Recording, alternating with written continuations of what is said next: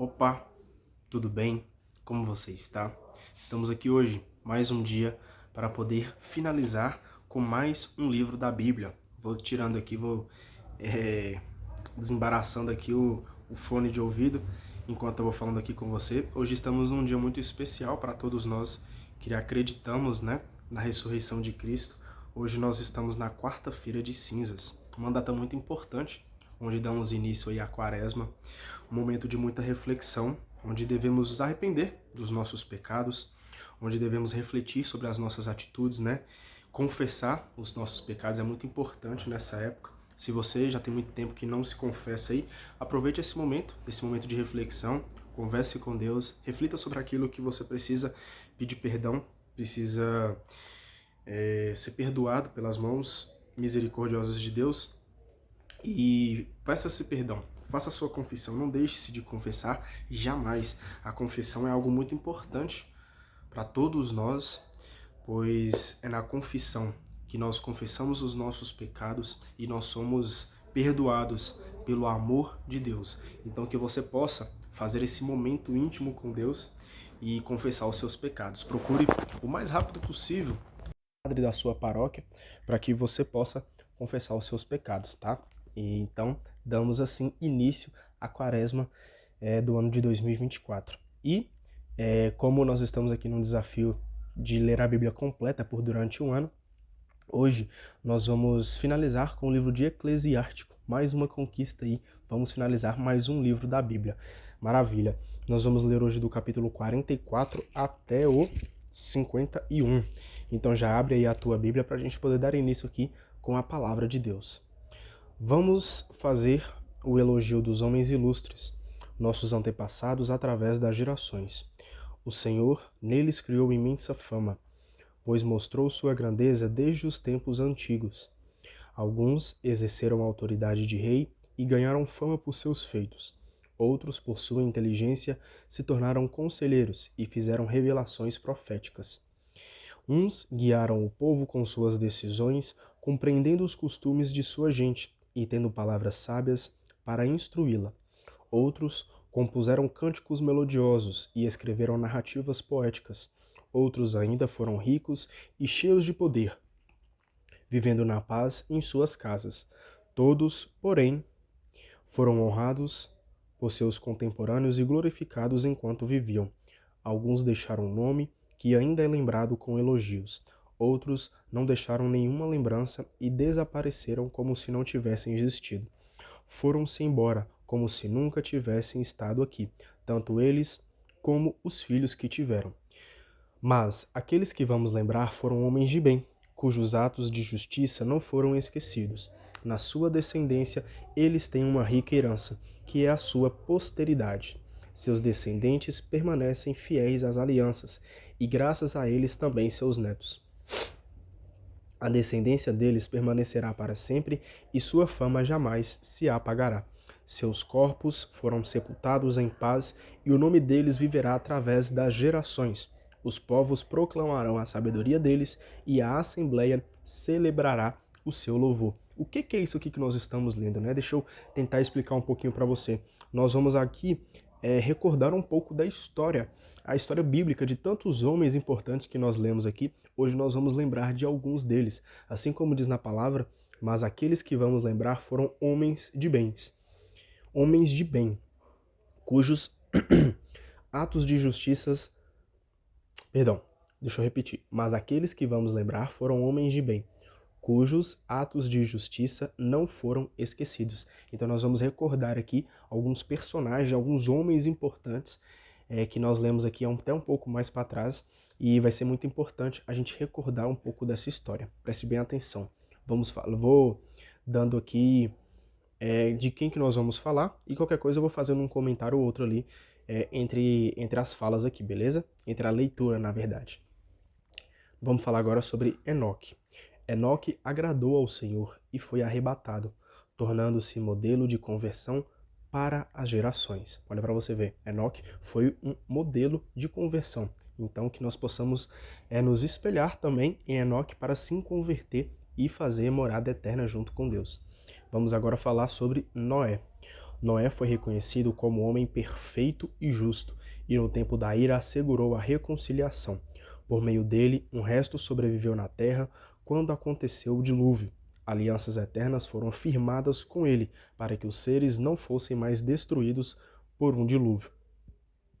A gente vê aqui, né, falando um pouco mais sobre Noé, sobre como ele foi importante para criar essa aliança entre Deus e os homens. Pois, se lembrarmos, aqui até diz, alianças eternas foram firmadas com ele, para que os seres vivos não fossem mais destruídos por um dilúvio.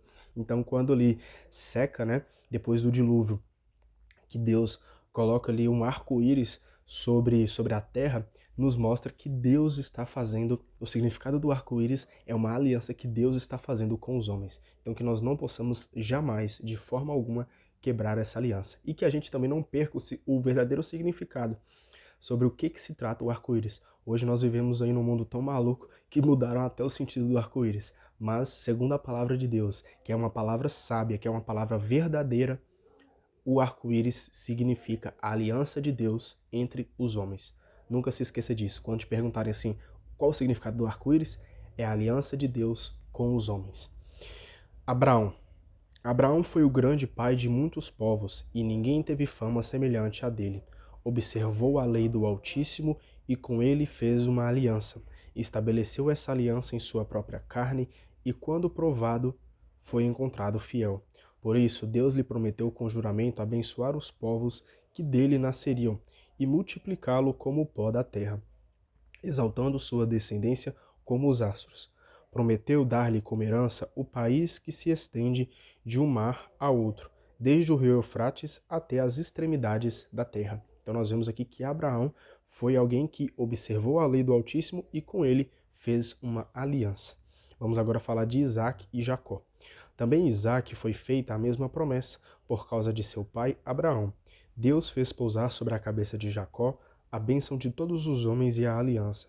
Com suas bênçãos, Deus o confirmou e lhe deu o país em herança, e o dividiu em várias partes, distribuindo-as entre as 12 tribos. Capítulo 45. Vamos agora falar sobre Moisés. De fato, Deus fez surgir de Jacó um homem de bem, que foi estimado por todos, amado por Deus e pelos homens. Foi Moisés, cuja lembrança é uma bênção. Deus o tornou glorioso como os santos e o engrandeceu, provocando temor entre os inimigos. Pela palavra de Moisés, ele fez cessar os prodígios e Deus o glorificou diante dos reis. Deu-lhe os mandamentos para o seu povo e lhe mostrou uma parte da sua glória. Ele o consagrou pela fidelidade e mansidão dele, e o escolheu dentre todos os viventes. Fez que ele ouvisse a sua voz e o introduziu na nuvem escura. Deu-lhe pessoalmente, olha que perfeito, os mandamentos, a lei da vida e da inteligência, para que ensinasse sua aliança a Jacó e seus decretos a Israel. Eu lembro que quando a gente estava lendo aqui sobre a história de Moisés, cara, eu fiquei assim, cara, como eu queria ser Moisés. É aquele sentimento de, tipo assim, de admiração mesmo. Porque Moisés, ele era tão íntimo de Deus, que assim como diz aqui na palavra, deu-lhe pessoalmente os mandamentos. Deus fez questão de entregar nas mãos de Moisés a tábua das alianças. Tábua que era a lei da vida e da inteligência, ou seja, a tábua onde nós iríamos ser sábios segundo a vontade de Deus, saber viver nesse mundo tão difícil que nós enfrentamos, mas se permanecermos nessa lei que foi entregue na mão de Moisés, a gente teria aí vida eterna, vida em Deus. Então, cara, eu lembro que quando eu li a história de Moisés, eu fiquei assim, cara, como eu queria ser Moisés. Ser tão íntimo de Deus, tão íntimo, que ele entregasse para mim as tábuas da aliança. Olha para você ver, que perfeição, cara. Isso é simplesmente maravilhoso. Vou só dar uma pausa aqui que eu vou buscar uma água para mim, que a garganta tá meio ruim. Só um minutinho. Prontinho. Vamos lá agora. Vamos falar sobre Araão. O Senhor elevou Araão, santo como Moisés, seu irmão da tribo de Levi. Estabeleceu com ele uma aliança eterna e lhe entregou o sacerdócio do povo. Honrou com ornamentos esplêndidos. Só um minutinho, peraí. E o cobriu com veste gloriosa. Revestiu com toda a magnificência e o cingiu com ricos ornamentos, calções, túnicas e o efode. Rodeou sua veste com romãs e numerosas campainhas de ouro, para que elas tilintassem a cada passo, a fim de que o som fosse ouvido no santuário como aviso para os filhos do seu povo. Enfeitou-o com veste sagrada feita de ouro, de púrpura, violeta e escarlate, obra de artista. Confiou-lhe o peitoral do julgamento com as sortes da verdade, feito de carmesim retorcido, obra de tecelão. Nesse peitoral havia pedras preciosas gravadas em forma de selo e engastadas em ouro, obras de joalheiro como memorial com as palavras gravadas, segundo o número das tribos de Israel. Sobre o turbante, trazia uma coroa de ouro, na qual estava gravada a inscrição sagrada, uma insígnia de honra, obra magnífica, um efeito que delicia os olhos. Antes dele, ninguém viu coisa parecida e nenhum estrangeiro jamais usou coisa igual. Foi reservada apenas a seus filhos e aos seus descendentes para sempre. Os sacrifícios oferecidos por ele se consumam inteiramente 2 vezes por dia, sem interrupção. Moisés consagrou as mãos dele e o ungiu com óleo santo. Isso tornou-se uma aliança eterna para ele e para os seus descendentes, enquanto o céu durar, para que eles presidam o culto, exerçam o sacerdócio e abençoem o povo em nome do Senhor.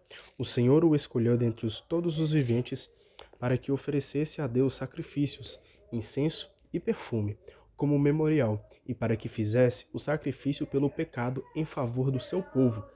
Confiou-lhes os mandamentos e o poder sobre as disposições legais, para ensinar seus testemunhos a Jacó e iluminar Israel com a sua lei.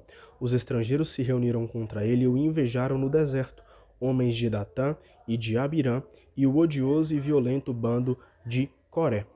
O Senhor viu isso e ficou indignado, e eles foram aniquilados pelo furor da sua ira.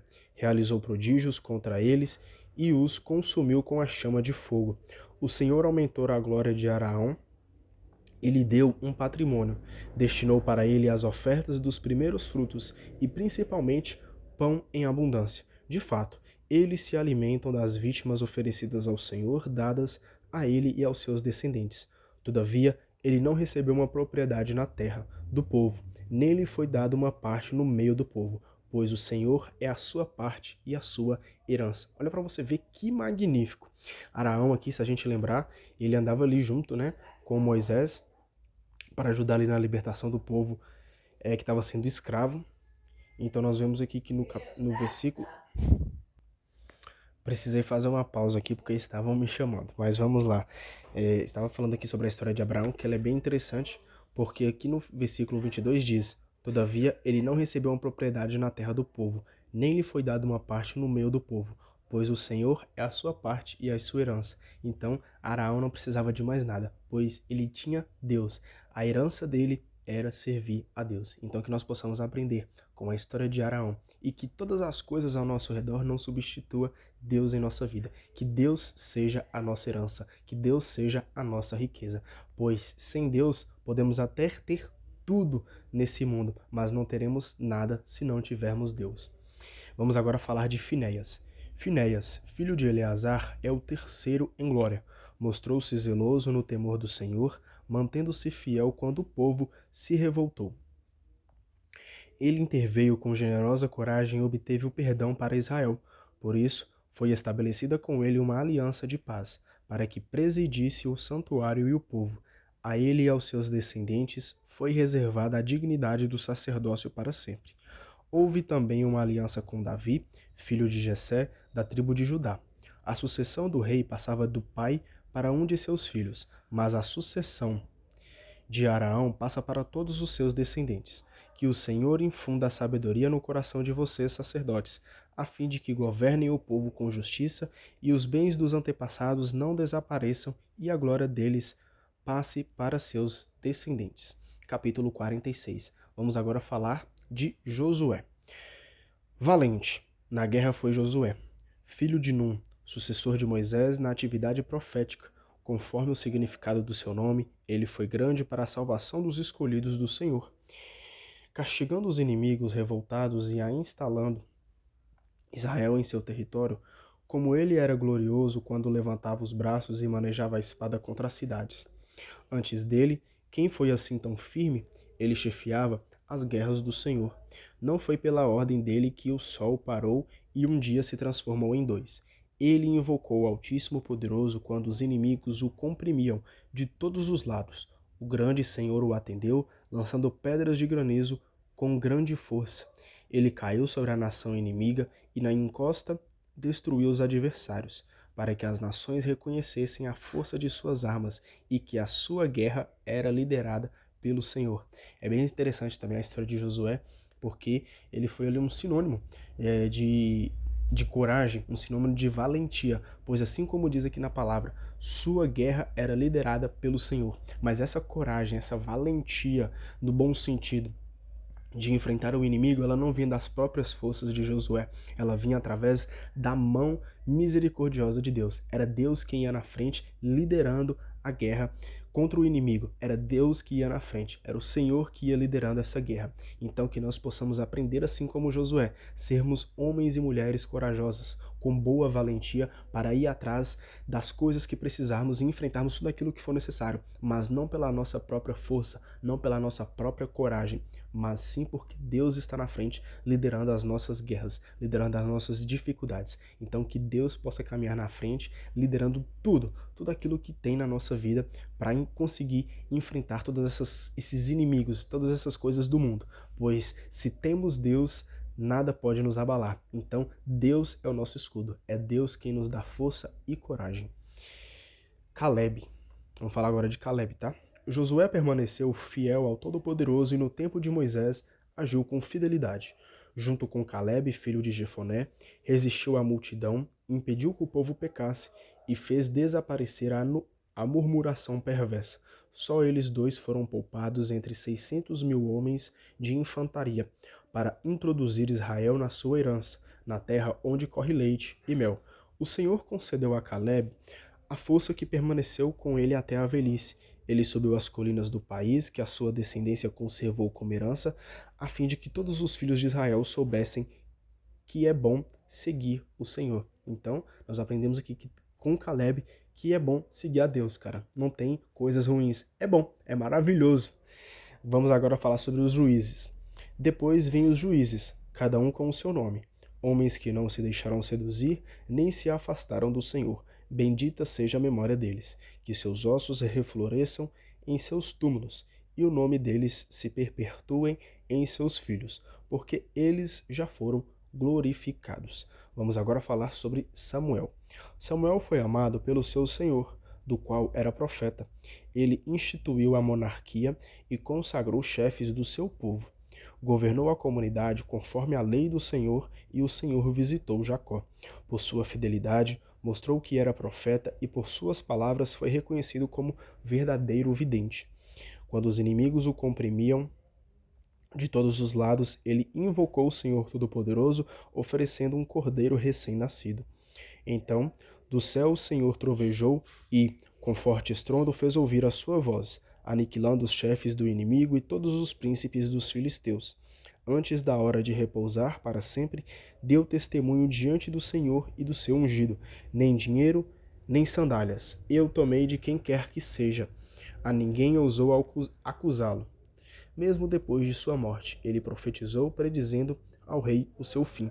Mesmo do sepulcro, ele levantou a voz numa profecia para apagar a injustiça do povo. Então nós vemos aqui a importância de Samuel, um profeta que todas as vezes que ele foi governante, né? Quando ele foi governante, na verdade, ele governou conforme a lei do Senhor. Seria tão maravilhoso se os governantes do nosso país hoje, né, se os governantes de outros países, né, que governam aí grandes cidadanias e até mesmo os pequenos países fossem governantes que colocassem a lei de Deus acima de todas as coisas. Quem dera. Seria bom se fosse assim, né? Tomara a Deus que algum dia a gente possa viver isso. Vamos agora para o capítulo 47. Vamos falar sobre Natã. Depois disso, surgiu Natã, que profetizou no tempo de Davi. Ponto final. Vamos agora falar sobre Davi. Da mesma forma que se separa a gordura no sacrifício de comunhão, assim Davi foi separado dos filhos de Israel. Ele brincou entre leões como se estivesse no meio de cabritos, e se divertiu com ursos como se fossem cordeiros. Ainda jovem, ele matou o gigante e tirou do povo a humilhação, quando atirou a pedra com a funda e abateu a arrogância de Golias. Ele invocou o Senhor Altíssimo, que deu força à sua mão direita para eliminar um guerreiro valente e reerguer a honra do seu povo. Olha para você ver. Davi aqui, tão pequenininho, matou um gigante, mas é porque Deus estava junto com ele.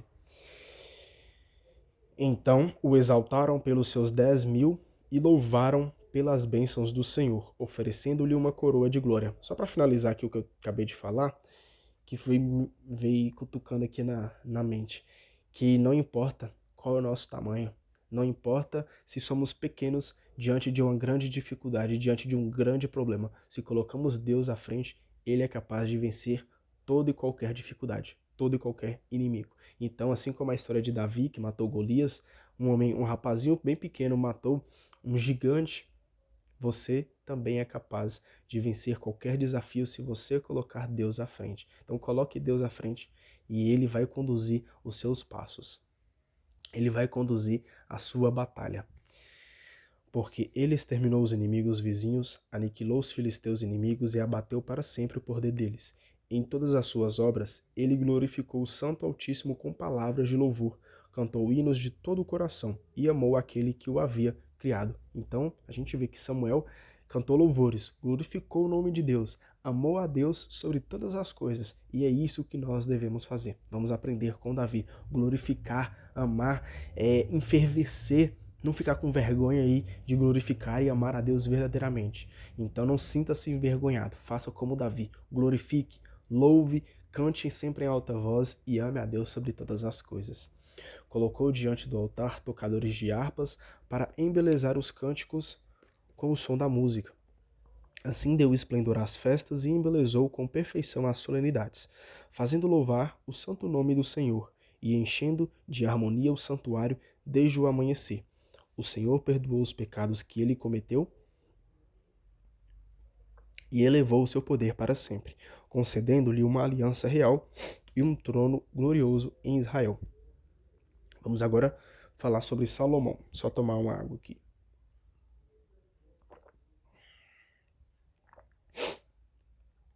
Depois de Davi, surgiu um filho sábio, que, graças ao pai, teve um vasto reino. Salomão reinou em tempo de paz, e Deus lhe concedeu tranquilidade nos arredores, isso a fim de que ele construísse uma casa para o nome do Senhor, e lhe preparasse um santuário eterno. Como você foi sábio na juventude e transbordou de inteligência como um rio. Sua fama recobriu a terra e você a encheu de sentenças enigmáticas. Seu nome chegou até as ilhas distantes e você foi amado em sua paz. Todo mundo admirou você por seus cânticos, provérbios, sentenças e respostas. Em nome do Senhor Deus, que se chama Deus de Israel, você acumulou ouro como estanho e multiplicou a prata como chumbo. Mas você entregou seu corpo a mulheres, deixando que elas o dominassem. Assim você manchou a sua glória e profanou a sua descendência, a ponto de atrair sobre seus filhos a ira divina, fazendo-os sofrer com a sua loucura. O reino foi dividido em dois e instalou-se em Efraim um reino rebelde. Mas o Senhor não renunciou à sua misericórdia e não cancelou nenhuma de suas promessas. Não deixou perecer a posteridade do seu eleito, nem destruiu a descendência daquele que o tinha amado. Concedeu um resto a Jacó e a Davi uma raiz que dele nasceu. Então nós vemos aqui que Salomão foi um homem muito sábio, mas que teve pecados, né? A gente viu aqui, mas você entregou seu corpo a mulheres, deixando que elas o dominassem. Então a gente viu aqui que mesmo sendo ali bastante sábio, Salomão se entregou ao pecado, para entendermos que nós não somos perfeitos, nós somos pecadores, infelizmente, mas não devemos aceitar o pecado. Sempre que cair em pecado, sempre que cair em tentação, converta-se, arrependa, confesse os seus pecados e busque o Senhor sempre, sempre, sempre. E nunca mais cometa aquele pecado, nunca mais cometa aquele pecado. E a gente viu aqui que Salomão também foi responsável por construir uma casa para o nome do Senhor.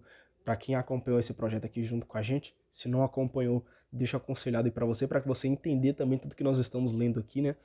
Nós vemos lá que Salomão ele foi responsável para construir o templo para o Senhor, beleza? Vamos agora falar sobre Roboão. Salomão repousou com seus antepassados, perdão, e deixou depois de si um descendente. Foi Roboão, o mais louco do povo e sem qualquer bom senso. Esse, com sua decisão, fez o povo se revoltar. Jeroboão, filho de Nabate, fez Israel pecar. Fala de Jeroboão agora, tá? Jeroboão, filho de Nabate, fez Israel pecar e ensinou a Efraim o caminho do pecado. Dessa forma, os pecados de Efraim se multiplicaram tanto que foi exilado para longe do seu país. Cometeram todo tipo de mal, até que o castigo caiu sobre eles. Vamos agora para o capítulo 48. Vamos falar sobre Elias. Então surgiu o profeta Elias, como um fogo, e a sua palavra queimava como tocha. Fez vir contra eles a fome e, por causa de seu zelo, os reduziu a pequeno número. Por ordem do Senhor, ele fechou o céu e por 3 vezes fez descer o fogo. Elias, como você se tornou famoso com seus prodígios. Quem pode orgulhar-se de ser igual a você? Você fez um homem se levantar da morte e sair do mundo dos mortos, por ordem do Altíssimo. Você levou reis à ruína e tirou do leito homens ilustres. Você ouviu censuras do Sinai e decretos de vingança no Horebe. Você ungiu reis como vingadores e profetas para lhes sucederem. Você foi arrebatado num turbilhão de fogo, num carro puxado por cavalos de fogo.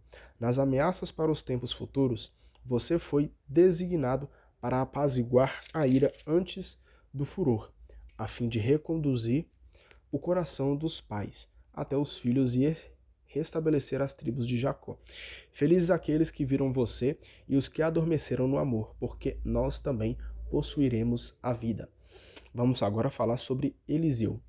Quando Elias foi envolvido pelo turbilhão, Eliseu ficou repleto do espírito dele. Durante a vida, Eliseu não tremeu diante dos poderosos e ninguém conseguiu dominá-lo. Nada era difícil demais para ele, e mesmo morto, ainda profetizou. Durante a vida, realizou prodígios e depois de morto, suas obras foram maravilhosas.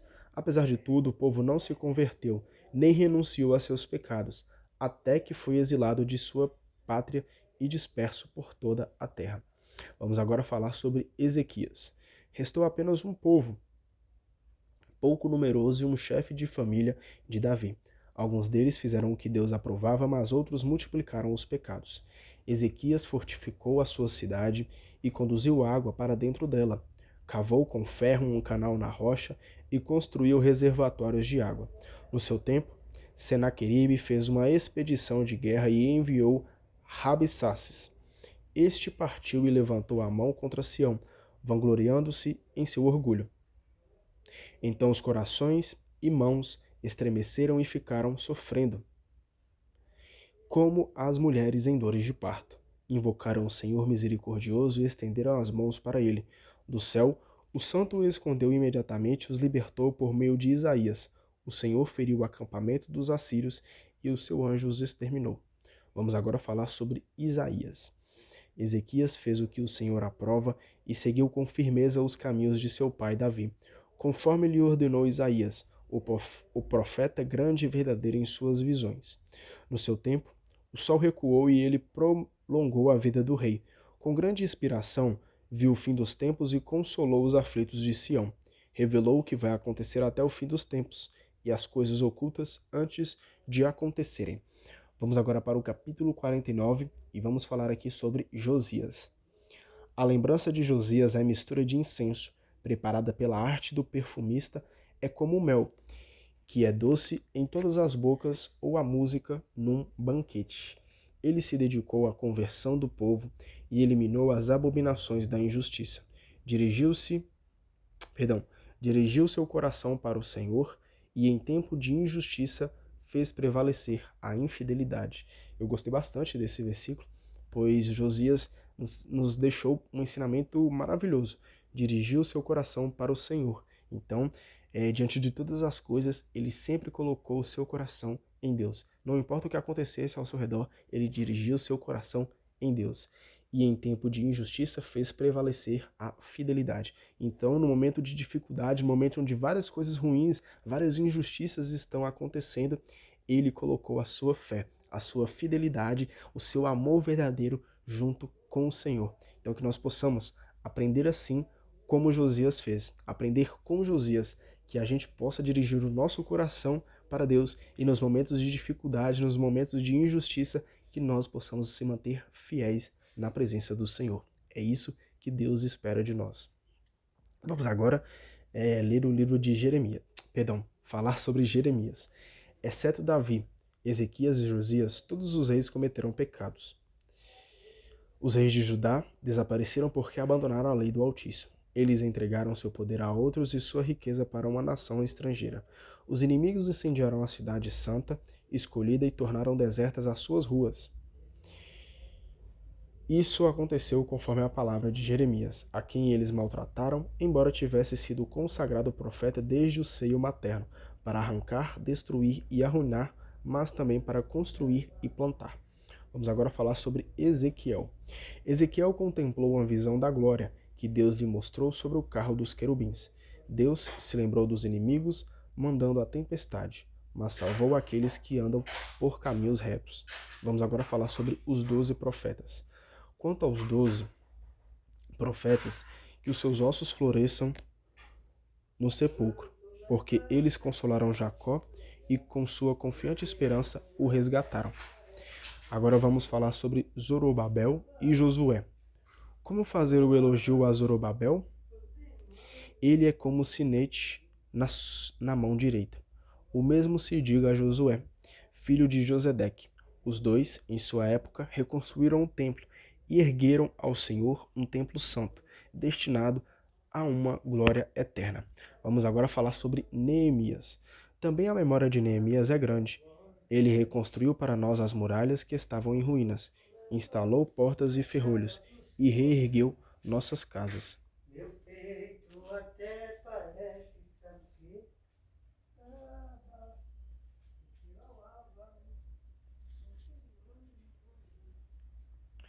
Ninguém na terra foi criado igual a Enoque, pois ele foi arrebatado da terra. Também não nasceu outro homem como José. Fazendo a recapitulação aqui, tá? Como José, que foi chefe dos irmãos e sustentáculo do povo. Até mesmo seus ossos receberam honras. 107 foram glorificados entre os homens, mas acima de qualquer outra criatura viva está Adão. Vamos agora para o capítulo 50. Vamos falar sobre o sumo sacerdote, Simão. Simão, filho de Onias, o sumo sacerdote, durante a vida restaurou o templo e em sua época fortificou o santuário. Ele mesmo colocou os alicerces do edifício duplo, o alto contraforte da muralha do templo. No seu tempo, foi cavado o reservatório de água, um tanque grande como o mar. Preocupado em evitar a ruína do seu povo, ele fortificou a cidade contra a possibilidade de um cerco. Como ele era majestoso, cercado pelo povo, quando saía do santuário por trás da cortina. Ele era como a estrela da manhã entre as nuvens, como a lua nos dias em que está cheia. Era como o sol fulgurante sobre o templo do Altíssimo, como o arco-íris brilhando entre nuvens de glória. Era como a rosa na primavera, como o lírio junto da água corrente, como o ramo de árvore de incenso no verão. Era como fogo e incenso no turíbulo, como vaso de ouro maciço ornado com todo tipo de pedras preciosas. Peraí que me perdi. Achei. Era como oliveira carregada de frutos e como cipestre elevando-se até as nuvens. Como ele era majestoso quando vestia os paramentos solenes e usava seus enfeites mais belos, quando subiu ao altar sagrado e enchia de glória todo o santuário.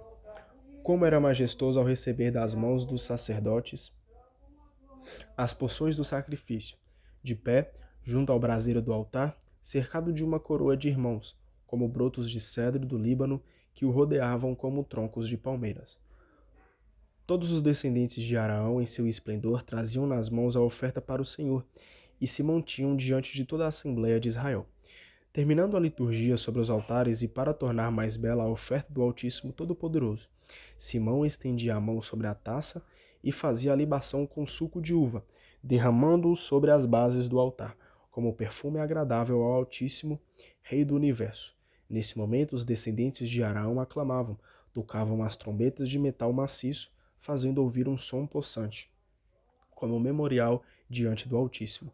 Então, imediatamente todo o povo se prostrava junto com ele, com o rosto por terra, para adorar o Senhor, o Deus Todo-Poderoso e Altíssimo. Os cantores entoavam cantos de louvor, e o seu canto era acompanhado por música melodiosa. O povo suplicava ao Senhor Altíssimo, dirigindo orações ao Misericordioso, até que terminasse o culto do Senhor e acabasse a cerimônia. Nessa hora, Simão descia do altar e estendia as mãos sobre toda a Assembleia de Israel, para dar a bênção do Senhor em alta voz, e ter a honra de pronunciar o seu nome. Então o povo prostrava-se de novo para receber a bênção do Altíssimo. Eu acho interessante aqui, porque na história de Simão a gente vê a importância, de se curvar e adorar o nome de Deus verdadeiramente. E agora, bendigam Deus do universo, que realiza por toda parte coisas grandiosas. Ele exaltou os nossos dias desde o seio materno e age conosco segundo a sua segundo a sua misericórdia. Então nós vemos que nós temos um Deus que realiza coisas maravilhosas e que nós temos que exaltar e glorificar o nome desse Deus. Você já exaltou, já agradeceu a Deus por todas as maravilhas que Ele tem entregue na sua vida? Se não fez, esse é o momento. Glorifique, levante-se e agradeça a Deus por tudo aquilo que Ele tem feito por você. Que Ele nos dê um coração alegre e conceda a paz os nossos dias em Israel, para todo sempre. Que a sua misericórdia permaneça fielmente conosco e nos resgate enquanto vivermos. Há duas nações que eu detesto, uma terceira que sequer é nação, os habitantes da montanha de Seir, os filisteus e o povo idiota que habita em Siquém. Jesus, filho de Siraque, neto de Eleazar de Jerusalém, gravou neste livro uma instrução de sabedoria e ciência, derramando como chuva a sabedoria de seu coração. Feliz o homem que medita nessas coisas, pois quem as coloca no coração se tornará sábio. Se as colocar em prática, será forte em tudo, porque a luz do Senhor é o seu caminho. Olha para você ver o que a palavra de Deus vem nos dizer hoje. Se permanecermos firmes, se colocar as leis, o amor em Deus, acima de todas as coisas em nossa vida, infundido dentro do nosso coração, cara, seremos homens fortes. Se colocar em prática, será forte em tudo, porque a luz do Senhor é o seu caminho. Então que nós possamos colocar Deus acima de todas as coisas para assim ter luz no nosso caminho e não trevas. Capítulo 51. Eu te agradeço, Senhor Rei, e te louvo, meu Deus Salvador, glorificando o teu nome, porque foste para mim um protetor e socorro, e libertaste meu corpo da perdição, do laço da língua caluniadora e dos lábios que produzem a mentira. Na presença dos meus adversários, tu foste meu apoio e me libertaste, conforme a grandeza da tua misericórdia e do teu nome, das mordidas daqueles que estavam prestes a me devorar. Tu me livraste das mãos dos que procuravam tirar minha vida e das numerosas provas que sofri. Tu me livraste do fogo que me rodeava, de um fogo que não acendi, das profundas entranhas do mundo dos mortos, da língua impura, da palavra mentirosa. Uma calúnia de uma língua injusta tinha chegado junto ao rei. Minha alma esteve perto da morte e minha vida chegou junto à porta do mundo dos mortos. Por todos os lados me rodeavam e não havia quem me ajudasse. Procurei pelo socorro dos homens, mas foi inútil. Então me lembrei da tua misericórdia, Senhor, e das tuas obras feitas desde a eternidade, porque tu libertas os que esperam em ti e os salvas da mão dos inimigos. Fiz subir da terra a minha oração e pedi para ser libertado da morte. Invoquei o Senhor, Pai do meu Senhor. Não me abandones no dia da provação, no tempo do abandono causado pelos orgulhosos. Mas eu vou louvar para sempre o teu nome e cantar para ti hinos de agradecimento. Minha súplica foi atendida e tu me salvaste da ruína, livrando-me do tempo mau. Por isso eu te agradeço e te louvo, bendizendo o nome do Senhor. Na minha juventude, antes de viajar, em minha oração procurei abertamente a sabedoria. Diante do santuário, eu a pedi e até o fim vou procurá-la. Meu coração se alegrava em sua flor, como na uva que amadurece. Meu pé andou pelo caminho reto e segui suas pegadas desde a juventude. Inclinei um pouco o ouvido para recebê-la e acabei encontrando ensinamento abundante. Com ela fiz progressos e por isso vou agradecer a quem me concedeu a sabedoria. Sim, eu resolvi colocá-la em prática e procurei ardentemente o bem e não serei confundido. Minha alma lutou para possuir a sabedoria e observei atentamente a lei. Estendi minhas mãos para o alto, deplorando a minha ignorância. Para ela dirigi o meu desejo e a encontrei na pureza. Com ela, desde o princípio, adquiri inteligência e por isso não serei abandonado. Minhas entranhas se comoveram quando eu a procurava e por isso adquiri um bem precioso. Como recompensa, o Senhor me deu língua e com ela eu o louvarei. Aproximem-se de mim, vocês que não têm instrução, e entrem para a minha escola. Por que vocês pretendem privar-se dessas coisas quando a alma de vocês tem sede delas? Olha para você ver. Aproximem-se de mim, vocês que não têm instrução, e entrem para a minha escola. Por que vocês pretendem privar-se dessas coisas quando a alma de vocês tem sede delas? Então, por que se privar das palavras e das escrituras, dos ensinamentos de Deus, se a nossa alma anseia, se o nosso espírito anseia pela presença do Senhor? Então, não vamos negligenciar a leitura bíblica em nossa vida. Vamos ler todos os dias, colocar em prática, aprofundar-se, estudar, se tornar íntimo da palavra do Senhor, pois é através da palavra do Senhor que nós nos conectamos e entendemos tudo aquilo que Ele quer fazer na nossa vida. Então não negligencie, pois a sua alma está ansiando, o seu espírito está ansiando pela salvação, está ansiando por Deus. Então vamos nos saciar sempre, sempre da presença de Deus em nossa vida. Abra a boca e proclamo: comprem a sabedoria sem dinheiro, coloquem o pescoço debaixo do seu jugo e acolham a sua instrução. Ela está próxima e pode ser encontrada. Vejam com seus próprios olhos como trabalhei pouco e acabei encontrando profundo repouso. Comprem instrução, mesmo que seja com muito dinheiro, pois com ela vocês vão ganhar ouro em abundância. Que vocês se alegrem com a misericórdia do Senhor e não se envergonhem de louvá-lo. Que vocês se alegrem com a misericórdia do Senhor e não se envergonhem de louvá-lo.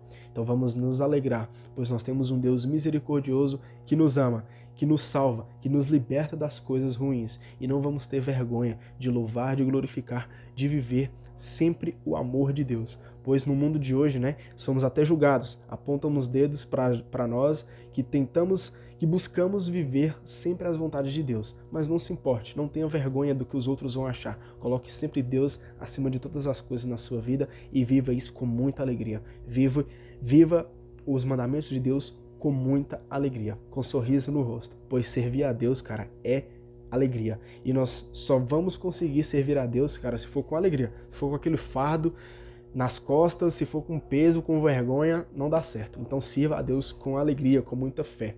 Realizem um trabalho de vocês antes do tempo fixado e Ele dará a vocês a recompensa na hora certa.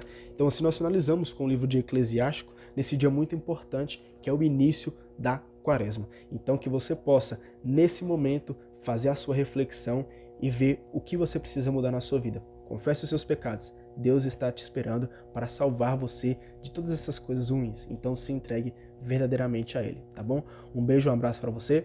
Amanhã estamos de volta. Tchau, tchau.